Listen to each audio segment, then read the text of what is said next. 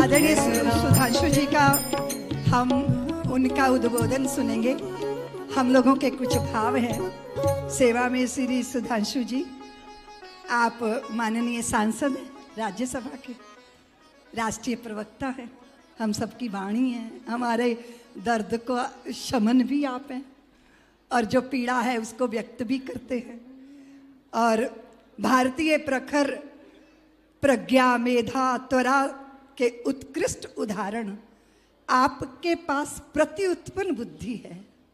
कभी कभी सवाल ऐसे दागे जाते हैं गोलों की तरह, पर आप उसको जिस तरह शानदार तरीके से उसका प्रति उत्तर देते हैं, इसका अर्थ है कि आपको प्रति उत्पन्न बुद्धि है। श्री राम, कृष्ण, गौतम, महावीर, अरविंद, दयानंद के देश में राष्ट्रीय मूल्यों के प्रखर प्रहरी के रूप में आप कोटि कोटि भरतजनों के आदर्श हैं। यांत्रिकी इंजीनियरिंग में पीएचडी के साथ ही आपने भारतीय वेद, वेदांग, उपनिषद ग्रंथों, इतिहास तथा गुरुजनों की वाणी से अद्भुत ज्ञान अर्जन किया। आप सबसे कम आयु में आपने जो प्राप्त किया और जो राष्ट्रवादी विचारों के साथ भाजपा के प्रवक्ता होकर सनातन के प्रहरी एवं अतीत के गौरवशाली पृष्ठों के प्रकटकर्ता तथा अपनी स्पष्टवादिता के लिए आप सुविख्यात हैं। लोकतंत्र के मंदिर में आप सदैव भारत की प्राचीनता, सनातन के गौरव तथा हिंदुत्व के पक्ष में मुखर होकर जातिवाद, भाषावाद, क्षेत्रवाद के विरुद्ध सामाजिक समरसता तथा वसुधैव कुटुंबकम का पांचजन्य नाद किया आपने। आप सरल, सहज, सौम्य तथा सनातनी आभा के धनी हैं। आप पर सदैव शिव की कृपा, श्री वृंदावन बिहारी नारायण की करुणा तथा सर्व मंगला माँ का अनुग्रह बना रहे। आप अपनी ओजस्विता, तेजस्विता से भारत माता का मान बढ़ाते रहें। इस मेरे बच्चों ने चाहा कि दीदी माँ, आपको ये पता है कि आप 60 की हो गई, पर हमें दुनिया को बताना है कि आप 60 आ गई, इसलिए हम एक कार्यक्रम करेंगे, लेकिन उस कार्यक्रम में सुधांशु जी चाहिए। तो हमने कहा आप निमंत्रण दो, वे जरूर व्यस्ततम समय में से समय निकाल कर आएंगे। आप आए हैं, हम आपका स्वागत करते हैं और आपका अभिनंदन करके सारा वात्सल्य परिवार आनंदित हो रहा है। आपकी तालियों में जोश होना चाहिए। बहुत बहुत आशीर्वाद। अभी मैं आपको माइक समर्पित करती हूँ। अपनी वाणी का प्रसाद दीजिए सबको।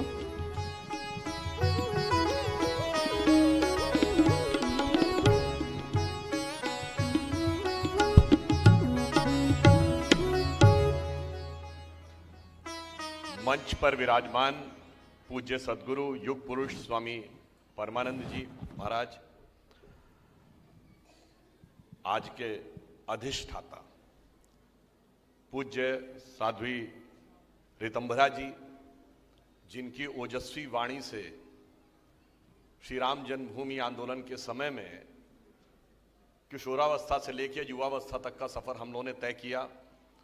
पूज्य स्वामी गोविंद गिरी जी, आचार्य महामंडलेश्वर विवेकानंद विशोकानंद जी महाराज, आचार्य महामंडलेश्वर बालकानंद जी महाराज, परम पूज्य स्वामी राम कमल वेदांती जी, महामंडलेश्वर स्वामी अनंत देव गिरी जी, महामंडलेश्वर स्वामी शांति स्वरूपा जी महाराज, शाश्वतानंद जी महाराज, पूज्य देवाचार्य श्रुतीक्ष दास जी, स्वामी ज्योतिरानंद जी, स्वामी दिव्य चेतना जी, महंत दिनेश गिरी जी और राष्ट्रीय स्वयंसेवक संघ के आदर्शों पर चलते हुए विश्व हिंदू परिषद में अपने जीवन का क्षण क्षण समर्पित कर रहे आदरणीय आलोक जी और भारतीय कला, संस्कृति और सिने जगत की युगांतकारी हस्ताक्षर आदरणीय हेमा मालिनी जी।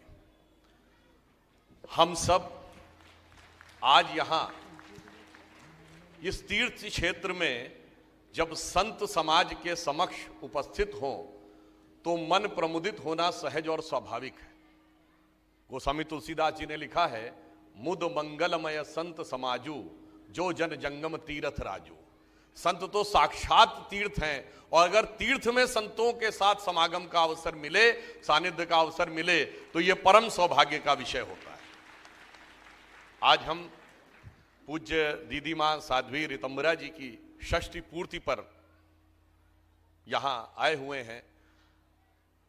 मेरा उनसे परिचय तो बहुत बाद में हुआ, परंतु मैं बताना चाहता हूं, श्री राम जन्मभूमि आंदोलन प्रारंभ होने से पहले, यानी जब वो प्रखरता के साथ उभर रहा था, उससे पहले मैंने 88-89 में भी उनके भाषण सुने। अब मुझे ध्यान नहीं है कि उन्हें शायद याद हो न याद हो, लखनऊ के दया निधान पार्क में उनका 89 में एक बड़ा ओजस्वी भाषण हुआ था। उसके बाद मुझे याद है 1987 की अयोध्या की रैली, जो ताला खुलने के बाद मंदिर संकल्प के लिए हुई थी। और अभी आपका मैंने एक टीवी चैनल के ऊपर इंटरव्यू देखा, जिसमें कि आपने वही पंक्ति दोहराई थी जो हम लोगों के उस समय मन में एकदम प्रतिध्वनित हो रही थी कि जन जन के मन में राम रमे और प्राण प्राण में सीता है, हर हृदय की धड़कन रामायण पग पग पर बनी पुनीता है। यदि राम नहीं है श्वासों में तो प्राणों का घट रीता है। इसलिए नरनाहर श्री पुरुषोत्तम का हम मंदिर भव्य बनाएंगे, सौगंध राम की खाते हैं हम मंदिर भव्य बनाएंगे। मुझे याद है अप्रैल 1991 की दिल्ली की रैली, इतना प्रचंड जन समुदाय था, मैं भी उसमें गया था। आप ये समझिए मंच तक नहीं पहुंच पाए थे। एक जगह हम लोग गए तो हमारे लखनऊ से आए हुए कुछ लोग पानी की टंकी पे चढ़े हुए थे। उन्होंने ऊपर से आवाज दी, भैया इधर आ जाओ, इधर आ जाओ। अच्छा, उस जमाने में इस ढंग से एलईडी स्क्रीन्स नहीं होती थी कि दूर दूर तक सब कुछ दिखाई पड़े, केवल आवाज सुनाई पड़ती थी। तो ऊपर जाकर जो दृश्य देखा, जहां तक दिखाई पड़ रहा था जन समुदाय ही जन समुदाय था। मुझे याद है उस रैली के बारे में पहली बार ऐसा हुआ कि दिल्ली पुलिस ने ऑफिशियली माना कि 5 लाख की भीड़ थी, विश्व हिंदू परिषद का कहना था 20 लाख की भीड़ थी। सरकार ने कभी 5 लाख की भीड़ नहीं मानी थी, पहली बार। और दिल्ली पुलिस ने औपचारिक रूप से संघ के स्वयंसेवकों और विश्व हिंदू परिषद के स्वयंसेवकों का आभार व्यक्त किया था। उन्होंने कहा था यदि इन सब ने सहयोग नहीं किया होता तो इतनी बड़ी भीड़ को हम केवल अपने तंत्र के आधार पर व्यवस्थित ढंग से नहीं चला सकते थे। और उसमें मुझे याद है ऋतंबरा जी का वो भाषण, जब उन्होंने कहा था श्री राम जन्मभूमि के विषय को लेकर कि भारत की है राम आत्मा, प्राणों से भी प्यारा है, गली गली में गूंज उठा मां भगवती का जयकारा है, और कहो गर्व से हम हिंदू हैं। तो सारा समुदाय कहता था हिंदुस्तान हमारा है। वो जो हम लोगों ने अनुभव किया वो अपने आप में एक अलग अनुभूति थी।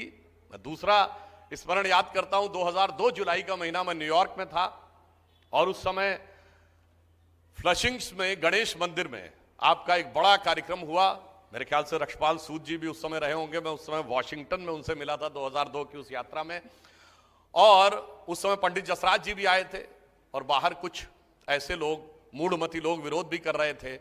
मगर मैं कह सकता हूं अंदर जो ओजस्वी भाषण दीदी माँ जी ने दिया था, उस 1000-1500 का शायद वो जो कैपेसिटी थी, फुल्ली पैक्ड था, और लोग बिल्कुल मेस्मराइज हो गए थे। और ऐसे लोग मतलब जिनकी की हिंदी भी बहुत अच्छी नहीं थी, दक्षिण भारतीय थे और वहां रहते थे, मेरे बगल में बैठे थे, आंध्र प्रदेश के लोग थे। वो जिस ढंग से अभिभूत हो गए थे वो दर्शाता था कि श्री राम जन्मभूमि आंदोलन के साथ किस प्रकार से प्राण प्रण के साथ उन्होंने जो कार्य किया। मैं कहना चाहता हूं कि वो दौर बड़ा कठिन था, इतना आसान नहीं था। हम लोग बच्चे थे, मगर इतना तो हम लोगों ने देखा है, स्कूल से यूनिवर्सिटी की तरफ जा रहे थे, तब कोई ये थोड़ी था कि ये कोई टाइटल सूट है। तब तो ये था कि राम हुए थे कि नहीं, पहले तो साबित करो, अयोध्या यही हुई थी कि नहीं, ये साबित करो। और हम लोग एकदम अकेले थे। परंतु आज मैं उनकी षष्ठी पूर्ति पर उनको समर्पित करते हुए महादेवी वर्मा जी की वह कविता की पंक्ति मुझे याद आती है कि दूसरी होगी कहानी, शून्य में जिसके मिटे स्वर, धूल में खोई निशानी। दूसरी होगी कहानी, शून्य में जिसके मिटे स्वर, धूल में खोई निशानी। पर आज जिस पर प्रलय विस्मित मैं लगाती चल रही नित, चिंगारियों की हाट और विद्युत शिखाओं का ये मेला, पंथ होने दो अपरिचित, प्राण रहने दो अकेला।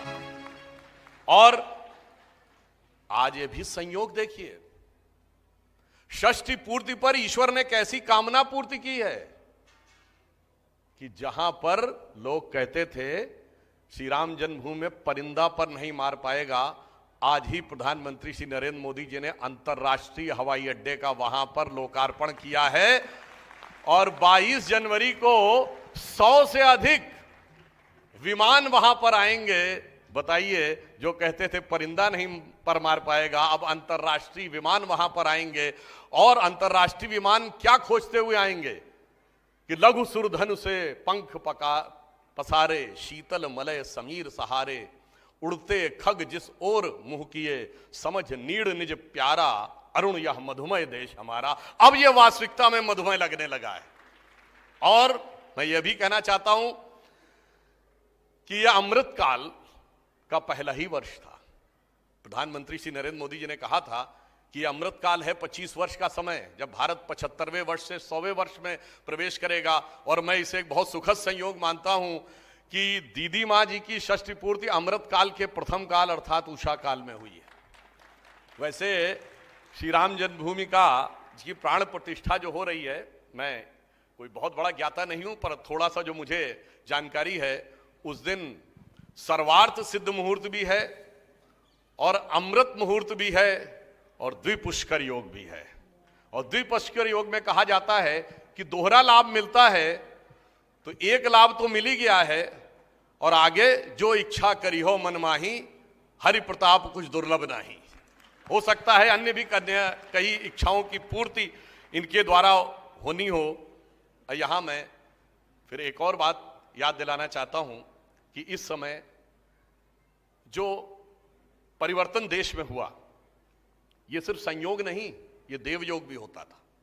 मैं पहले भी ये बात बोल चुका हूं कि 9 नवंबर 1989 को जिस दिन शिलान्यास हुआ था श्री राम जन्मभूमि का, उस दिन देवोत्थानी एकादशी थी। 30 अक्टूबर 1990 को जिस दिन अयोध्या में गोलियां चली थी, परिंदा नहीं पर मार पाएगा वाला, फिर 2 नवंबर को गोलियां चली थी। 30 अक्टूबर 1990 को भी देवोत्थानी एकादशी थी। और इसे संयोग मानिए या दैव योग मानिए कि 9 नवंबर 2019 को जिस दिन सर्वोच्च न्यायालय का जजमेंट आया, उस दिन भी 8 और 9 नवंबर को देवोत्थानी एकादशी थी। अब मानो तो मैं गंगा मां हूं, ना मानो तो बहता पानी, परंतु जो समझ सकता है उसे समझना चाहिए कि यह दैव योग क्या था। मैं यह भी कहना चाहता हूं कि बहुत से लोग हम लोगों से टीवी डिबेट में बहुत बोलते थे कि भाजपा वाले आ गए, कहते हैं रामलला हम आएंगे, मंदिर वहीं बनाएंगे, पर तारीख नहीं बताएंगे। साहब, राम मंदिर कोई इमारत नहीं था और इसकी तारीख कोई डेट नहीं थी। यह काल चक्र की गति थी, भारत के काल चक्र की गति। बस यूं समझिए, जो बात मैंने अभी कुछ दिन पहले कही थी उसको यहां पर पुनः रिपीट करता हूं। जब तथाकथित बाबरी ढांचा था तो भारत का फॉरेन एक्सचेंज रिजर्व 1 बिलियन के नीचे था। अर्थव्यवस्था ध्वस्त हो गई थी, सोना गिरवी रखना पड़ा था। अप्रैल 1991 दो बार रुपए का अवमूल्यन हुआ था, जुलाई और अगस्त 1991। और उसी समय विवादित ढांचा भी टूटा था और अर्थव्यवस्था का पुराना नेहरूवियन मॉडल भी ध्वस्त हुआ था। अर्थव्यवस्था ने भी नया आकार लिया था, श्री राम जन्मभूमि ने भी नया आकार लिया था और देश और समाज ने भी नया आकार लिया था। और उसके बाद अगला बड़ा चरण आया जब 2003 में रडार मैपिंग हुई और खुदाई हुई और उसमें खंभे निकल आए, जहां से सिद्ध हो गया कि नीचे मंदिर है। उस समय भारत का फॉरेन एक्सचेंज रिजर्व 100 बिलियन पहुंचा था। 2003-4 में हम करंट अकाउंट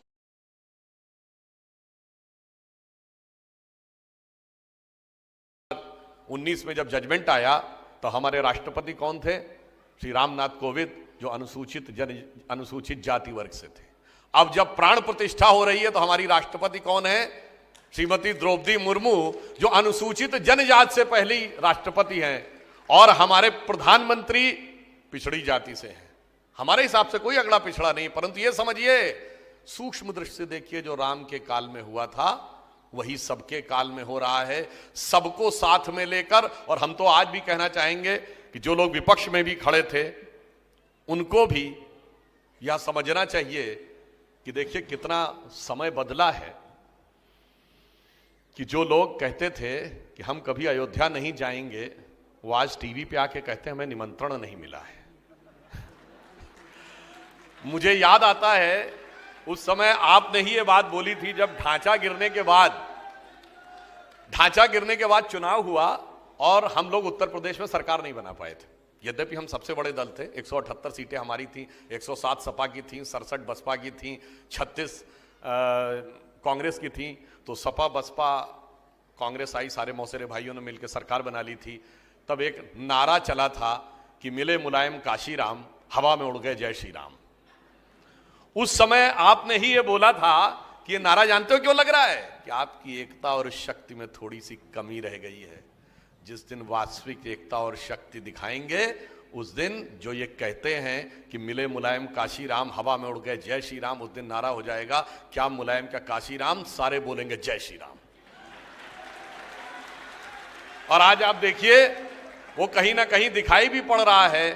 तो मैं सिर्फ ये कहना चाहूंगा अंत में कि पूज्य ऋतंभरा जी की षष्ठी पूर्ति हो रही है। मुझे विश्वास है कि जब अमृत महोत्सव होगा उनका 15 वर्ष के बाद, तब तक हमारी और भी बहुत सी कामनाओं की पूर्ति हो चुकी होगी।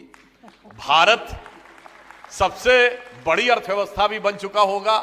आज की डेट में हम वर्ल्ड के बिगेस्ट कंट्री हैं, आबादी में हम सबसे ऊपर हो गए, और हम यंगेस्ट कंट्री भी हैं क्योंकि हमारे यहां सबसे युवा आबादी है। पर हम ओल्डेस्ट सिविलाइजेशन भी हैं, और भगवान ने चाहा तो 15 साल में हम रिचेस्ट कंट्री भी होंगे। और ये वो जगह है जब हम संपूर्ण विश्व का समृद्धि के साथ मार्गदर्शन करेंगे। और मैं ये कह सकता हूं कि प्रधानमंत्री श्री नरेंद्र मोदी जी ने जो कहा था पिछले 15 अगस्त को कि ये 25 वर्ष का अमृत काल वो आधार बनाएगा जो 1000 वर्ष तक भारत के भविष्य का निर्धारण करेगा। हम कोई छोटी मोटी दृष्टियों से नहीं देखते, 5000 10,000 साल पुराने भारत को भी देखते हैं और 1000 साल आगे के भारत को भी देखते हैं। तो मैं अंत में ऋतंभरा जी को एक पंक्ति समर्पित करना चाहता हूं जो अटल जी ने लिखी थी। उनकी बड़ी प्रख्यात कविता थी, हिंदू तन मन हिंदू जीवन, रग रग हिंदू मेरा परिचय। उसकी जो एक पंक्ति थी कि मैं एक बिंदु परिपूर्ण सिंधु है मेरा ये हिंदू समाज, जो मुझे लगता है दीदी माँ के ऊपर एकदम उचित और उपयुक्त लगती है। मैं एक बिंदु परिपूर्ण सिंधु है मेरा ये हिंदू समाज, मेरा इसका संबंध अमर में व्यक्ति और यह है समाज। मैं तो समाज की थाती हूं, मैं तो समाज की हूं गुलाम, मैं तो समष्टि के लिए व्यष्टि का कर सकती बलिदान अभय। हिंदू तन मन हिंदू जीवन, रग रग हिंदू मेरा परिचय।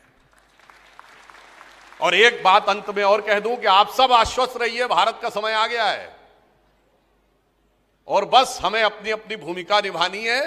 भारत मां अंगड़ाई लेती, सुप्त चेतना जाग रही और ऋषि मुनियों की देवधरा फिर अपना रूप संवार रही। धन्यवाद।